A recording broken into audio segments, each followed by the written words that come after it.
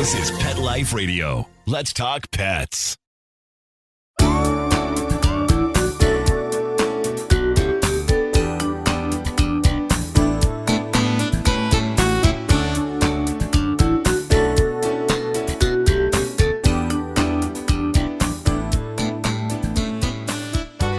Hi, welcome to Rappaport to the Rescue. I'm Jill Rappaport, and this is my very first show on Pet Life Radio.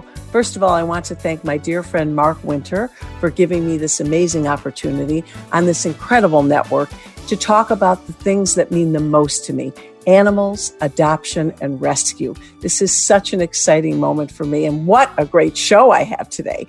And for those of you that don't know anything about me, let me give you a brief, well, let's hope it's brief, background on what I've been through and what I've done in my career.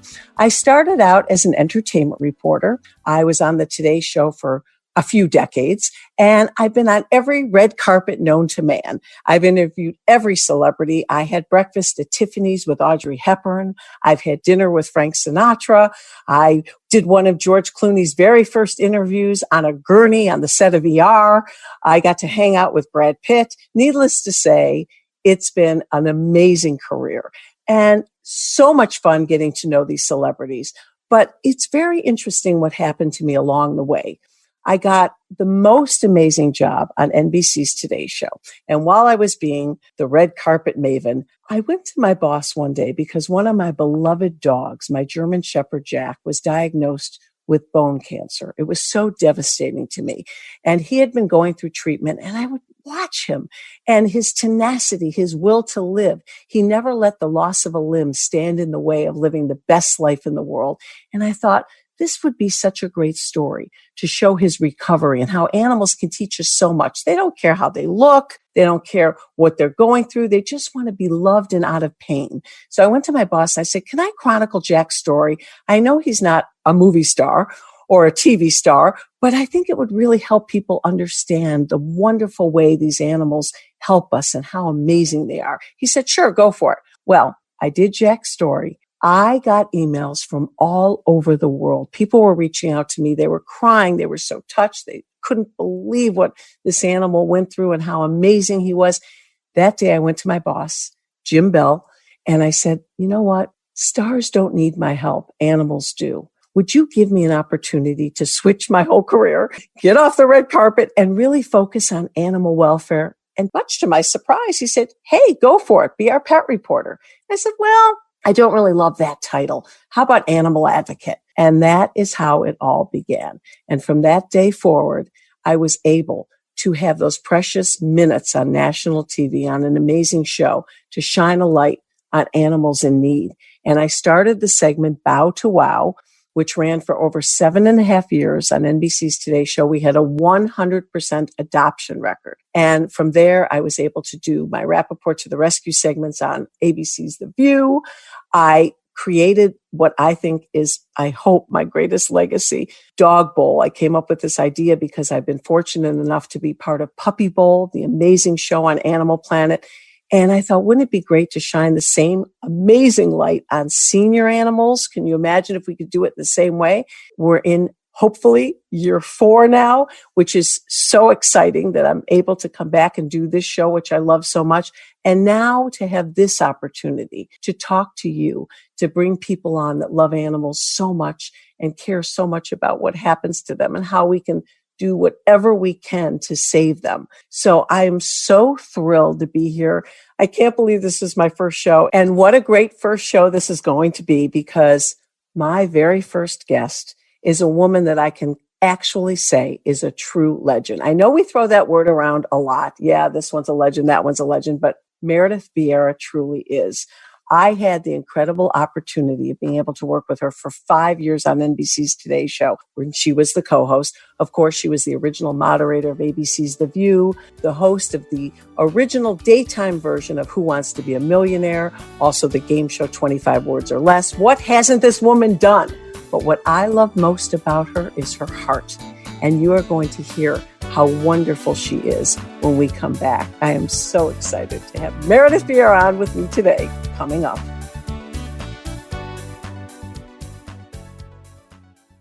Oh, sure, it's all fun and games until someone ends up in a cone. That's right, we're animals. Deal with it. Pet Life Radio. Live life unleashed. Let's Talk Pets on PetLifeRadio.com.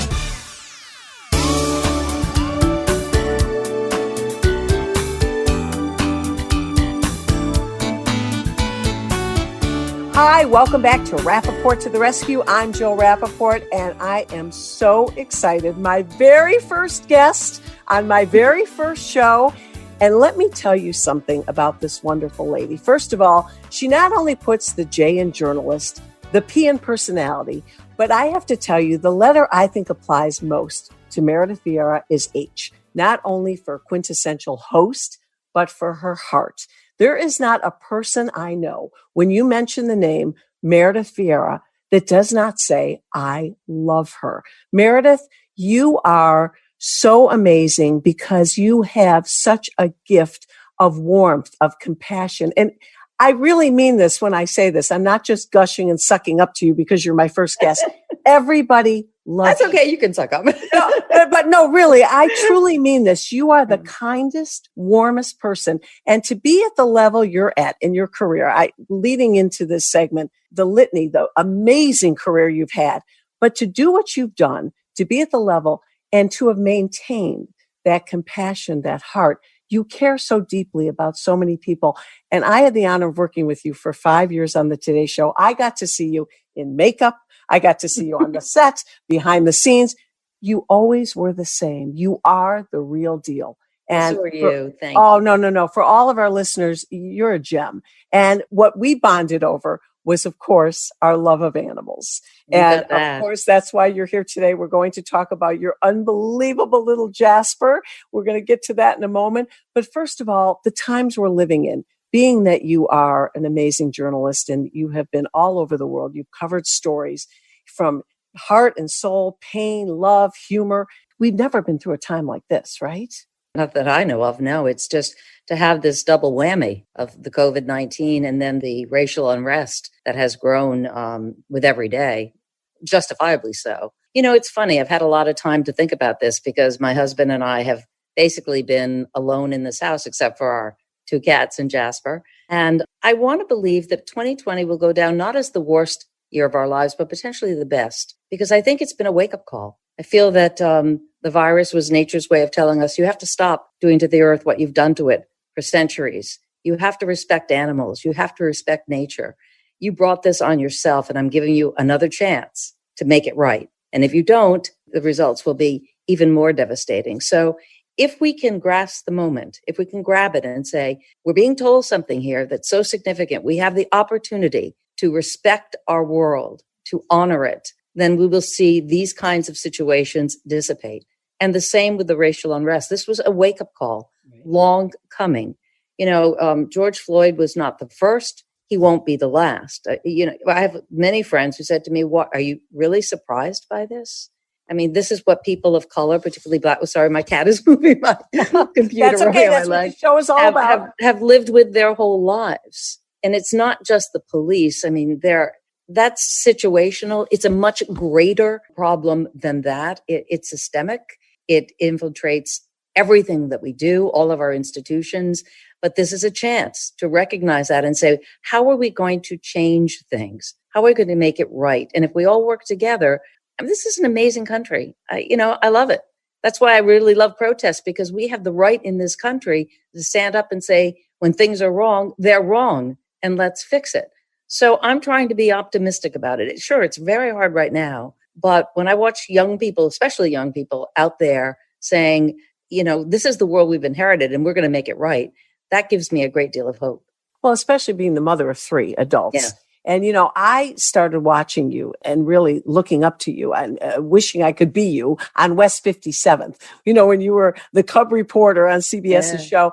And I remember thinking to myself, there was something in your voice. There was a passion, and you had such intensity, and you always did stories, obviously with heart, but had a meaning and a message. You've been driven your whole life to try to make and help change and move forward.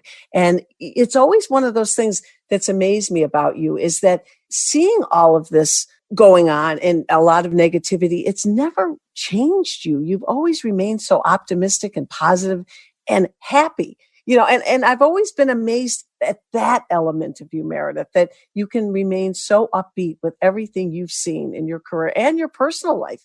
You've been through so much in your family, and it's amazing what you There have is gone so through in much your life. to be happy about. There really is. We all have our trials. We all have stuff in our lives that is difficult, but at the end of the day, there's still joy. There's still joy out there. I've learned a lot by being a journalist, and by journalist, I really mean storyteller. Mm-hmm. I love to get to know other people, to give them a platform, to hear their voice. And when you get out there and you start talking to people, you see how amazing they are, how resilient people are, how loving people are, and how decent. I know it doesn't feel that way right now with all we're going through, but how decent human beings are. And I hold on to that, and my dad was, but dad and my mom was a tough cookie. She was, she referred to herself a tough old bird. She was the one who instilled in me this feminist, you can do anything. I had 3 older brothers, and it was my mom who said, you're going to be better than them and smarter than them. Just to sort of convince me at a time when girls weren't allowed to do much, that what are they talking about? And she was a homemaker. She had never gone out and, well, that's a job, but you know what I mean? She had never held a job, and she wanted the world for me, and she wanted me to recognize my value. But my dad was a GP, a doctor who actually decided to become a doctor when he was a kid during the swine flu epidemic of 1917. Wow. He was walking down the street with his dad, and there were bodies lined up on the road. And he turned to his father, and his father was explaining this flu. And my dad said at that moment, he was born in 1904, so it's like 13, I'm going to be a doctor. I'm going to save lives. And that spoke so much about who he was as a human being. He was the most humble, loving, kind general practitioner. Almost all of his patients were immigrants from Portugal, the Azores. And he would see them. He'd get to the office at 8 a.m. and he would close the office when the last person was done. So he'd come straggling into, my mom always had his meal ready, maybe 11 o'clock at night. Never changed one day of his life. He appreciated people. He loved people. He wanted to help people. And he instilled that in all his kids. And it explains why you are the way you are. Being that we're going through the most amazing time in our lives, do you miss the whole morning show, the Today Show, being on the cutting edge, being in the front, and dealing with this, first thing in the morning? Do you wish you were out there again, dealing with these stories every single day? Are you happy that you're home with your family, just absorbing what's going on? It's a little bit of both, probably more the latter. I'm very glad at this time in my life, at 66 years of age, and my husband's 72, and he has MS, and his immune system is compromised. I'm very glad that I can be here, that I'm not in that position of having to chase a story. So I'm grateful for that. But sure, you are who you are. And if you've been doing journalism your whole life, you miss it. I particularly miss telling the human angle of stories, the stories behind the numbers that we're seeing. So that's unfortunate. But there were many ways to get your voice out there. Right. That's one. Well, what's amazing, though? It's like to see that you were the host on the Today Show for 5 years, and then you went and did a game show. You have two sides to your personality. You've got the journalistic side and then the goofy, fun, just impetuous Meredith side that we all love and know so well, which I think is what people love about you so much. You've got both, and you really take advantage and enjoy both sides of your personality and really have pursued that in your career. Well, my nickname growing up, my brother Jeff is 13 months older than me. So he couldn't pronounce my name Meredith. So he'd say Meredith. And then my mother shortened it to Ditz, and then it became Ditzy. And I sort of grew into that name, if you know what I mean, because I love it. Yeah, but you know what? Your personality is what everybody loves, because, when you're a very serious journalist and they see you on the roll and the talk show host, and then also obviously on the Today Show, they expect you to be very serious in real life. And you are so not like that. You are zany and fun and lovable. And as I mentioned, what drew me to you and what I think our connection was, the way you love your animals. I mean, I'm watching the tails of the cats, and Jasper is nearby. Can I let my other cat in because she's crying? Absolutely. Go let her in. That was Sweet Pea. Sweet Pea and Felipe are brother and sister. My dog was a Sweet Pea. Oh. Okay, so we have to talk about an experience you went through with your beloved Jasper just last week. Right there. Jasper is 16 years young. unbelievable. I've known Jasper when you used to bring him on the Today Show all the time. This dog is hilarious. He reminds me a lot of you. He's zany. He's funny, a little neurotic. And you know what I love about him? The personalities. He's a little neurotic. Wait, let's back up for a minute. A little neurotic. In a good way. But you know what? He reminds me, the two of you have very similar characteristics, right? And I think that's what your bond is all about. You adore Jasper, don't you? He looks a little like Richard, actually. He's got the bushy eyebrows and the whole thing. And 16 years old, bless his heart. June 2nd was his birthday. Yep, 16. But what the listeners, I think, are going to really be shocked at, you went through the most horrifying experience last week. Tell us what Jasper went through and what happened to you. Well, we have an invisible fence in our yard, so Jasper's trained not to go through it, obviously. We had the door open, so he and the cats, they come in and out. And I had gone for a walk with a friend. And I came, and Jasper at 16, he really doesn't wander at all anymore. He just goes out. We have a little courtyard and he'll lie in the sun and then come back in. So I came back from my walk. I was gone about an hour and I was sitting in the courtyard. I was on the phone and I sort of looked around and I noticed he wasn't sitting there, but he probably was in the house. And then I looked at the doorway and he was standing there rigid, just staring, looking at me. And I walked up to him. I thought, okay, well, what's going on here? And I noticed that his fur was matted and I went to touch it on either side, the back area. And he snapped at me, which he never, ever does. And so I knew something was up. And then I got a damp cloth to see if it was blood. I wasn't sure. And I realized very quickly that he had 2 very deep wounds. And I called my vet and the vet said, okay, let me see a picture. And I snapped some pictures, which you can do now with all these gadgets that we have. He said, you need to bring him in right away. But I couldn't lift him. I couldn't get him into the car. So I had to call the police. And you didn't see blood. You just saw I saw, the matting had to have been the blood, some of the blood, but it was deep wounds. And then when the police came, one of the police officers said, they were so wonderful. He said to me, oh my God, the dog's belly is all cut up as well. So I'm trying to hold it together. They are able to coax him into a little travel cage that we had. He got into that and then get him in the car. And I took him over to the vet and the technicians who came out to get him, they were in shock. They just said, oh my God.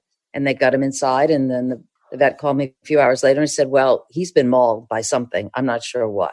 And this is a very bad injury. And they sent him to the trauma unit. This is Yorktown Animal Hospital. Big shout out to them. I love them. And he's 16 years old. Let's not forget how old this dog is. And then he was a veterinary hospital because they're more accustomed to dealing with this kind of trauma. And it's a 24-hour situation where vets are always there. And they sent me pictures of the wounds after they had sort of cleaned them up and then explained the surgery.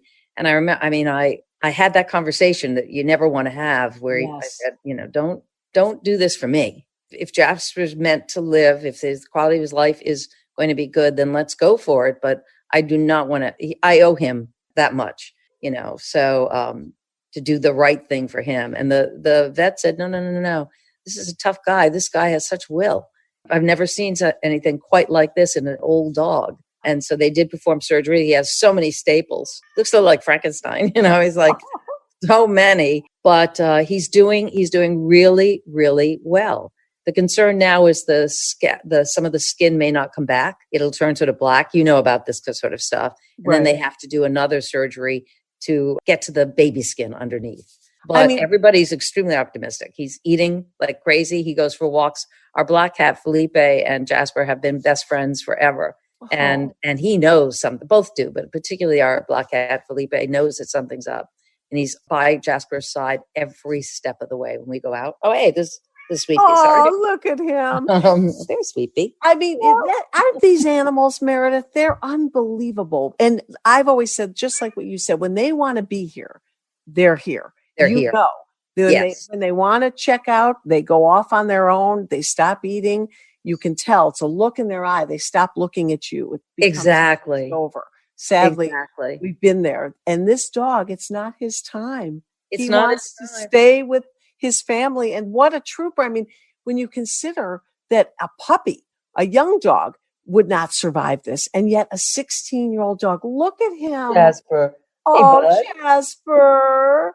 He has Oh, this little thunder shirt on. I was going to say, and he doesn't look like he's missed a few meals. No, he came back pretty thin, but he's eating a lot. He And I'm looks making him great. chicken and rice, and I just signed up for You're spoiling him. a much healthier version of food. I mean, the one he had was great, but there's more variety, and I'm spoiling him. Yeah, exactly. And, He deserves it. When we were talking on the phone, you said the one regret you had is that you didn't get pet insurance, which a lot of people don't even think about, right? No, they don't. And I should have, because we had a dog that had some issues way back when it was hit by a car, and it was terrible. And that cost a great deal of money to heal his injuries. But at that point, I should have thought, the next time I will, and I didn't. And the bills for Jasper are almost $14,000. Right. And see, this is why, sadly, I mean, I'm lucky. I can afford it. But that's, think about that for most people. for most people.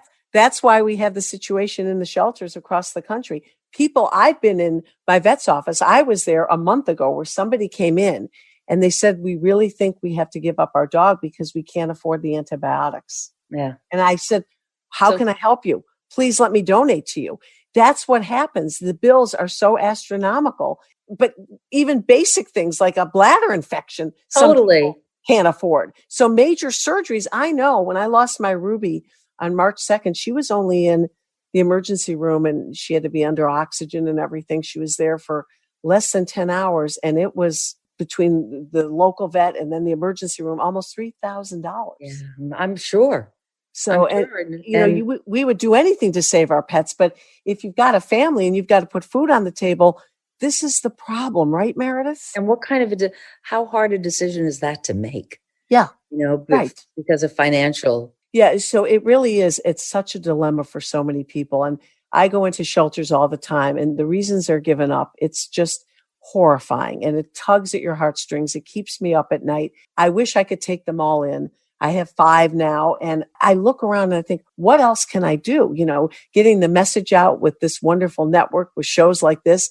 But what people need to understand is the joy and the love they get back. When you take in an animal in need, one that was dumped, tossed, abandoned for whatever reason, and you give them a second chance at a new life, they not only thrive, but I know personally speaking, they've changed my life forever. Each one of my dogs has added a dimension to my life that I wouldn't have gotten from a human being. I can honestly say that because I haven't.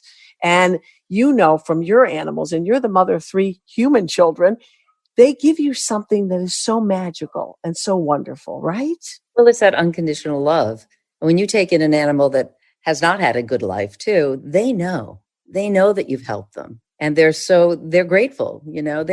They want to be loved and they want to love. I think animals, it's just what they are. They're not like people, and you sense that. And I mean, I felt that with all our pets. And I also see, like with Jasper, the way he has faced this latest situation, with determination and guts. He's a feisty guy. I have a lot to learn from him about the will to live and determination. And they believe that it was a lone coyote. That's what they think because of the extent of the damage done. And the vet said, well, think of the coyote. Jasper probably really beat the whatever out of him because he left. When you think that he survived it, if it really was a coyote, Jasper's not a really big dog. He's a little guy. This is unbelievable.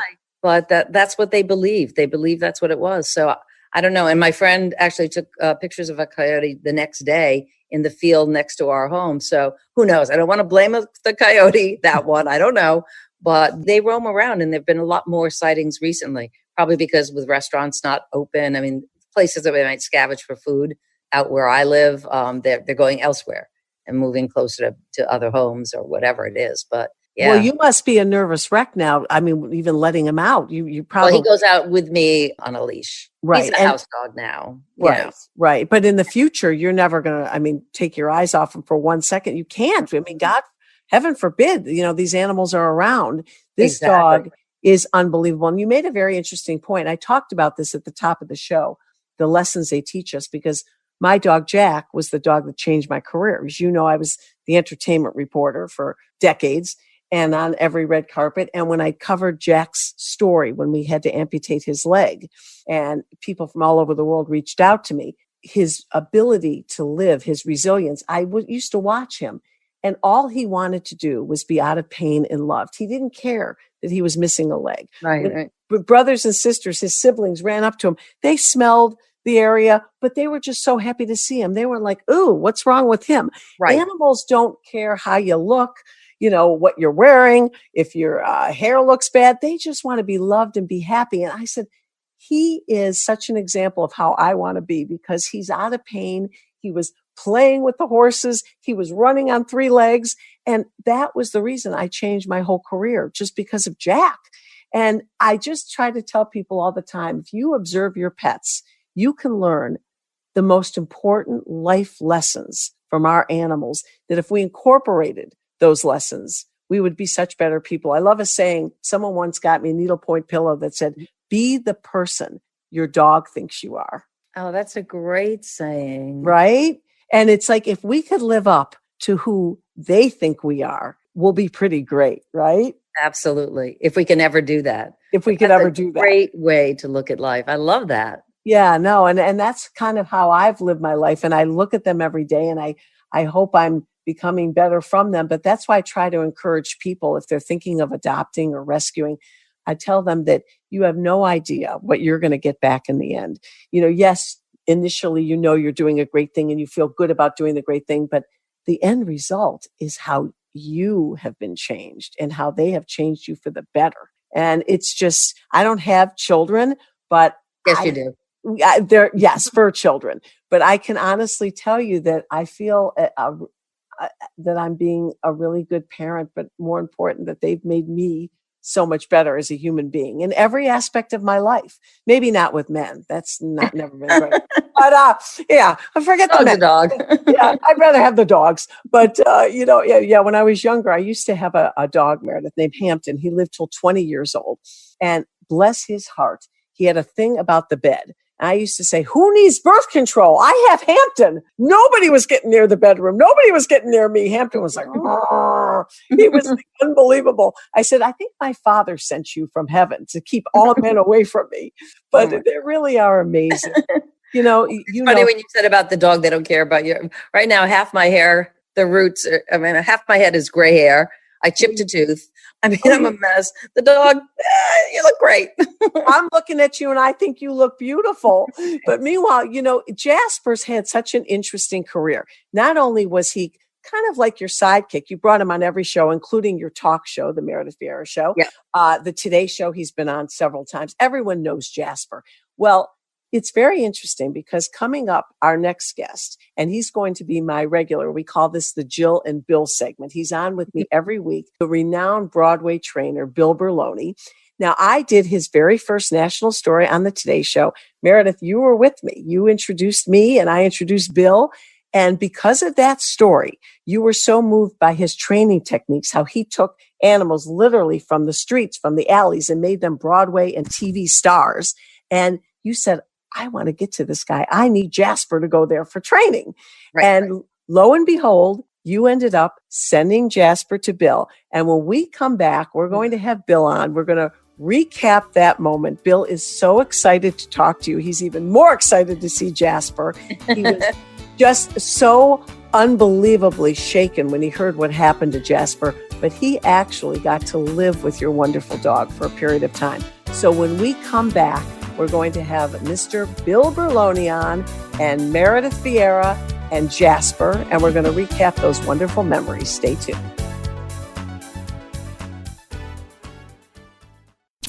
We wear fur, and we're damn proud of it. What? And our 4 legs, and our tail, and we go to the bathroom outside.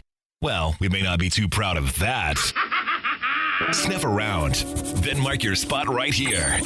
Pet Life Radio. Let's talk pets.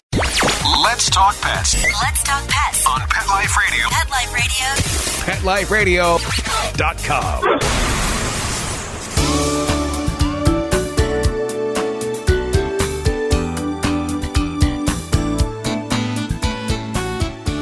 Welcome back to Rappaport to the Rescue. I'm Jill Rappaport, and if you've been listening, you've heard my wonderful very first guest, the amazing Meredith Vieira, and now I'm joined with my regular partner in crime. This is the section we call the Jill and Bill section. Jill and Bill. The wonderful Broadway renowned trainer, Bill Berloni, and Bill and Meredith have a past. How's that for a tease? Meredith, why don't you talk about how you first met Bill and what happened with Jasper? Well, I met him on the show, on the Today Show. You brought him in, and I just really liked him a lot. And the work he did with animals was amazing. And we had sort of Jasper's a great dog, but he had some issues. The worst, Bill, correct me if I'm wrong, but I think the worst in my mind was the barking. He was just an incessant barker, and it was driving us nuts. And we had tried other ways of getting him to stop all sorts of things. And I asked Bill if he thought he could help, and he said yes. But I don't remember, Bill, exactly how he ended up going to you to live with you. Because originally you came here, right? And just you met him and had suggestions. Well, I remember, Meredith, you were so good with him, but the rest of the family wasn't always following the rules. That's right. So I thought it'd be easier to bring him here, teach him some new manners for a little while, and then bring him back. And so how did it go? Did you help him? Yeah, I mean, we did. He came here. He got along with all other dogs. He was so great with us. And then I think when he went back, it worked for a while. Meredith kept it up, but then he slowly slipped into his old habits. Love that bird, Kevin. It's great. Isn't that great? I was going to say, I think you got to do some training on that bird. Do you ever get him to quiet down a little bit, Bill? No. Jasper got really attached to your wife. Remember, you said he would always be with her. Just like with you, like he was attached to you. I don't know if you know this, and we talked about this earlier in the show. Jasper had a horrifying experience last week. He was literally attacked. Meredith thinks by a coyote. Not only has he survived, the dog is 16 years old and he's thriving. Can you see him? Look at him there, Bill. Yes. Hi, Jasper. Is this a miracle dog or what? I know. Well, again, he's lived this long because of the love of the family. And the will to live. Bill, talk about that. I mean, for an animal to survive something like this, there's so much of it is emotional with these animals. When they want to be here, they want to be here, right? Yes. And the fact that he's a mixed breed, he doesn't have one particular trait. He has all the good traits of all dogs. He doesn't want to leave his family. He's not ready yet, and he's going to protect them to the end. I mean, those are predators, and he tried to protect himself and the family. Well, and there's nothing you can do from a training standpoint. I mean, Meredith obviously is hand walking him now, but even if you take your eye off your animal for 1 minute, there's no way to protect or train an animal for that, right? What could you do? I mean, you can't put any domestic dog against any wild wolf type predator. I mean, they're going to lose. And it's a natural instinct for them to protect their home. So no, you really can't teach them to ignore danger. They're too good-hearted. Well, then, is the answer, we have an invisible fence, as you know. Yep. Is the answer to assume that won't stop something bad from happening and maybe every dog outside should be on a leash? As coyotes and bears and all sorts of critters are moving into our residential neighborhoods, I would recommend that just to be safer, Yeah. Well, we learned that the hard way. I mean, he won't be outside without a leash from now on, but... That's so upsetting to me because I have a lot of land here and my dogs, they know a good thing when they've got it. So they don't really stray far away. But I'll tell you something. I have a fenced backyard for the ones that tend to run off. But the others, I keep my eye on them. But are you saying that really, Bill, we're going to be in a position one day because of what's going on that we really can never let them run around the property without having to worry to some extent that you should always keep them on a leash? Because that's sad for me. They love to run and be free.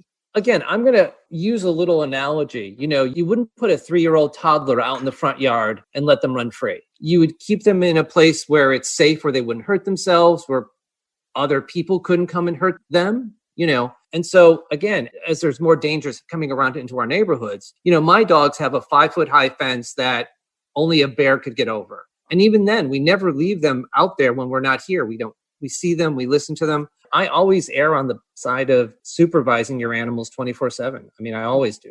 Right. I try never to take your eye off them, but it's amazing. I mean, Meredith, how long literally did you realize this happened in a nanosecond to Jasper, right? Well, yeah. I mean, like I said, though, I was out taking a walk. We had our door open because the cats and the dog go out back and forth into the courtyard. I've never, ever had a problem. I thought, well, they're safe.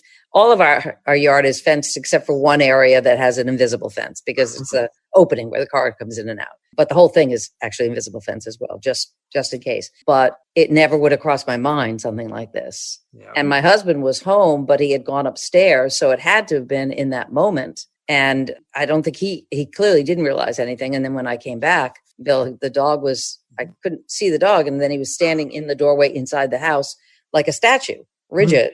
And then I discovered that he was covered with wounds. Ooh.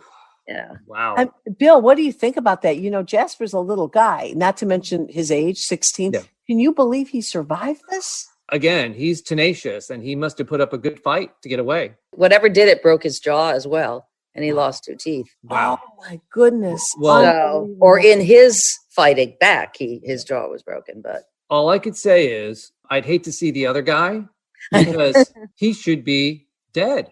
A coyote who's larger and healthy, taking on a 16-year-old senior dog. He must have really put up a fight to walk away from it at all. Exactly. Yep. It's amazing. And, Jasper, as you remember, Bill, had such a personality. And one thing, Meredith, you said he was always barking. Has he calmed down as he's gotten older? Is he still just as feisty as ever? Well, it's funny. When he came out of the hospital this time, he wasn't barking at all. And then a couple of days ago, he started to bark a little. And I was so happy to hear them bark. It was like, thank God. 16 years, I wanted him to stop. And now I'm so excited by the bark. But yeah, he's just come down with age. And his hearing isn't as great as it used to be. So the things that he would be so responsive to immediately by barking, he doesn't really hear. So. Right. Well, isn't that so funny, Bill? The reasons, that she brought the dog to you, now it's a blessing. It's a gift just to hear that annoying bark. She's like, thank goodness, right? Yeah. Well, Meredith, first of all, I know you have to get to a vet appointment with Jasper. We do. We have to check his staples. Yeah, exactly. And I want to thank you so much for being my very first guest, for sharing your heartfelt stories about your beautiful animals, your career, your perspective on what's going on in the world right now. I truly mean this when I say I love you. You have a heart of gold.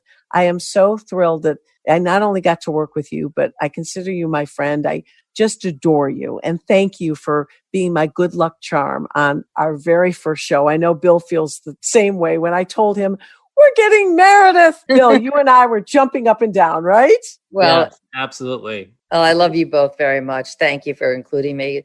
It's a great show. Nothing to do with me. It's just, I wish you the best. It's fabulous. And to all your viewers, all your listeners, just please stay safe. Thank you so much. And all the best to you and your family. And mwah, to Jasper. I know he's going to be here for many more years. I love you, Jasper. Bye, guys. Oh, bye-bye, Meredith. You stay safe and we love you. Thank you again. You too. Take care. Bye-bye. And Bill, stay with me because when we come back, we're going to do a quick wrap-up, talk a little bit with you, and sign off on our very first show. Stay with us. Begging to hear more of your favorite show? Full episodes of all our shows are available on demand. Go to PetLifeRadio.com to fetch our entire lineup of Possum Pet podcasts. Also, dig us up in iHeartRadio and iTunes. Let's talk pets. Live and on demand, only from Pet Life Radio. Let's talk pets Let's talk pets on Pet Life Radio. Pet Life Radio. PetLifeRadio.com.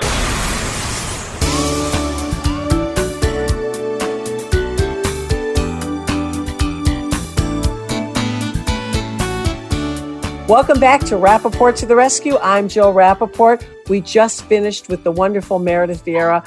My partner in crime, Bill Berloni, who will be joining me every week, is still here. Bill, so happy. We finally did it. You're here. It's our first show. And for those that don't know what you've done, first of all, you're a Tony winner, but not because of your acting. You're a Broadway legend in your own right because of what you've brought to the Broadway stage in terms of forelegs. You have taken the most unbelievable situations, animals in need, to a whole new level, and you've made them superstars. And that's why when I had this opportunity to do this show, I couldn't think of anyone else I'd rather be with than you, because you have done such incredible work for animals in need and made them literally household names in their own right. Right, Bill? Yep. And you've done the same with Rappaport to the Rescue. You know, you were doing it on the Today Show. So we both were doing it in separate mediums, but with the same goal in mind. And, I know you said there's other people doing similar things to what you're doing, but there's no one doing what you're doing. Let's be honest. You were the first, you're the original, you're the only one.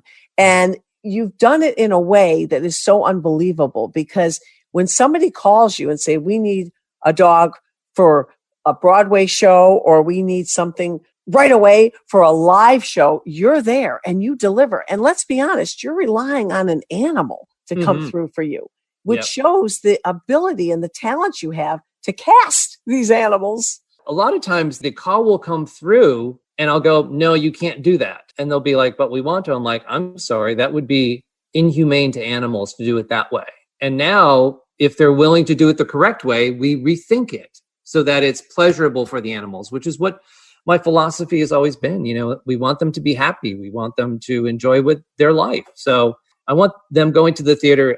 They want to look forward to it. They want to see all their friends. They want to have a good time. And that's what the audience sees. You're really about fur first. It's not about the gig. It's not about the job, the paycheck. If it's not good for the animal, you're taking a pass. Exactly.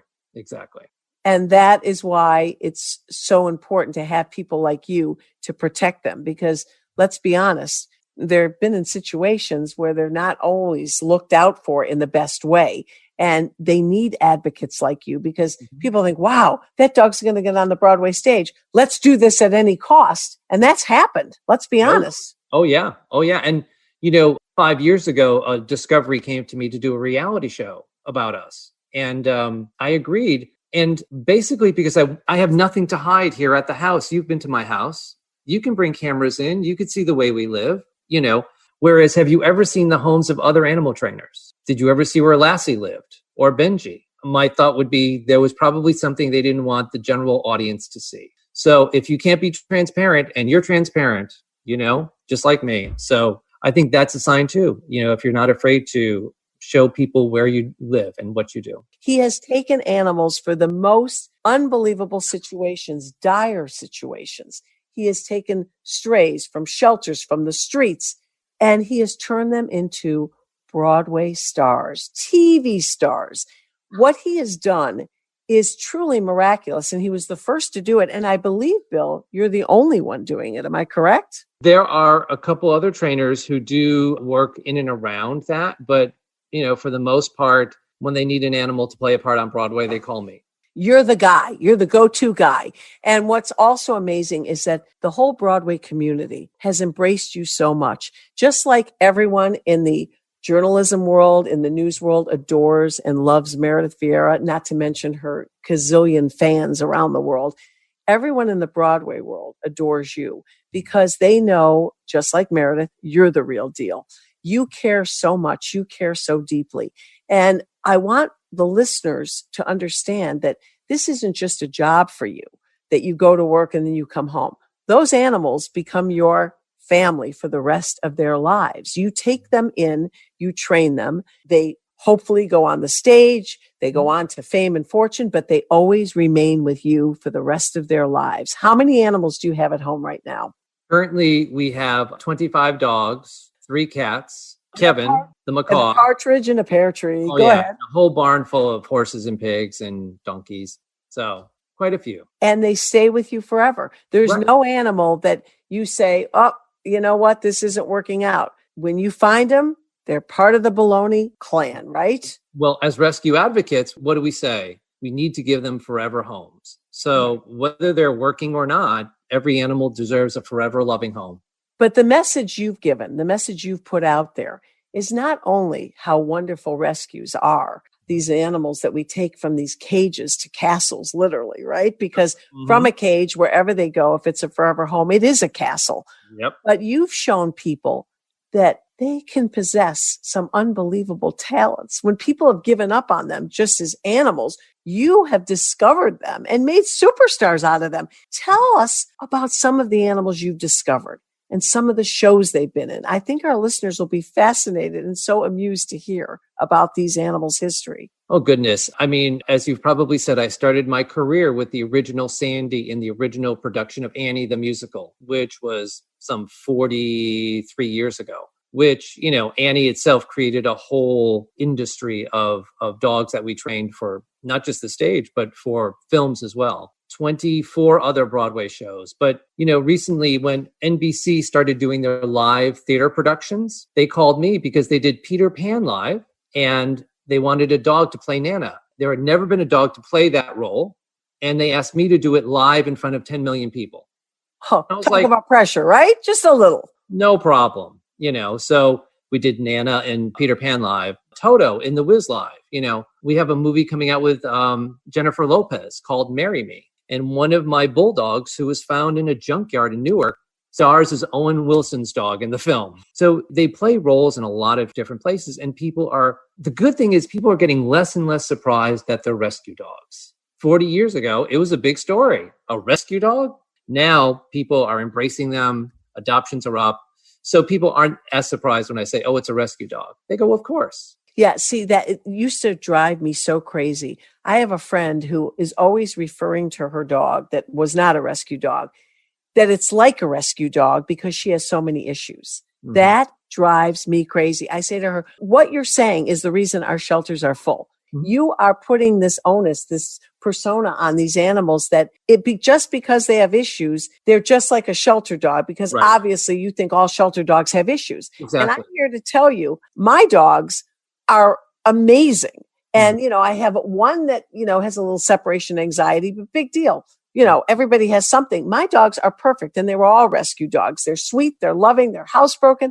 People still, some have a perception that they're second class damaged goods.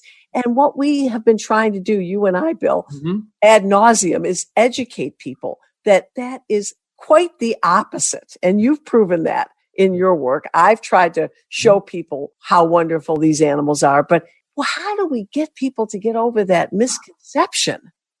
By doing shows like this, Jill, when you interviewed me for the first time on network TV, we became fast friends because we shared the same goal. We wanted to educate people about rescue animals. And over the years, we've done benefits together. And so I'm so excited that we finally have a show together where you and I can join our voices and talk to people and show people that, rescue animals aren't damaged goods. And the one thing about you that I loved from the very second I met you, when I say the real deal, and I said it earlier, you go into the Berloni home, your wife, Dorothy, your beautiful daughter.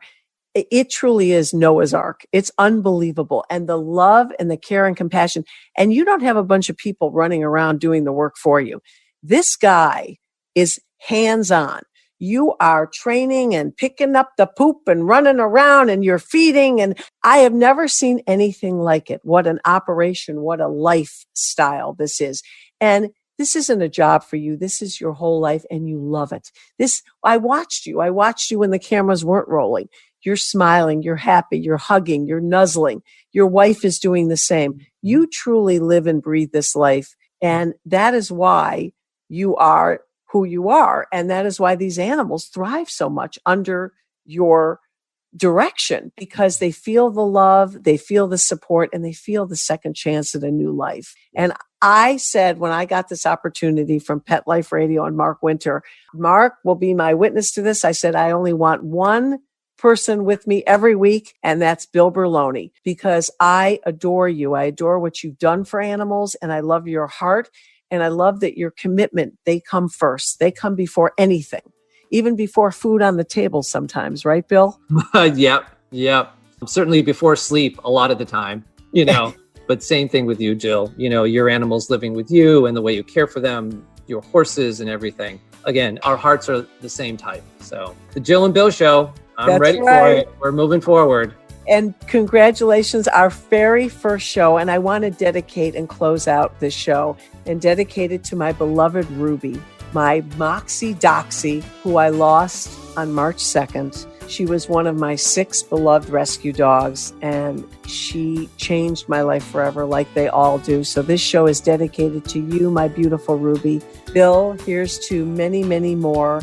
I am so excited and so happy that we have begun this journey together. And For all of you listening, thank you so much for tuning in to Rappaport to the Rescue. We hope you've enjoyed it. There'll be many more wonderful guests and shows and topics to come. Please stay safe and keep a positive attitude. Let's Talk Pets, every week on demand, only on PetLifeRadio.com.